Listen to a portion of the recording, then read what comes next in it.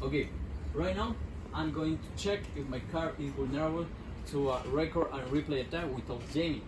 What that means? That means that my cap of my keyless entry system use learning code or fixed code.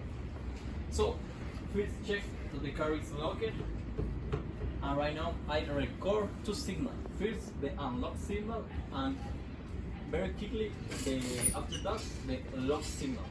Okay, and after that I replay the two signals, the unlock signal and the lock signal. Okay, so let's go to running AutoRFKiller. I choose the option number 3 to record and replay the RF signal. Enter the sample rate 2 megahertz. Enter the frequency 370 megahertz.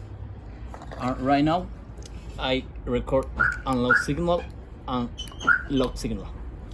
So let's go to check the replay signal.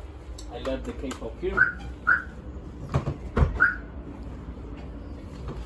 So this car is vulnerable to replay attack directly. Thank you.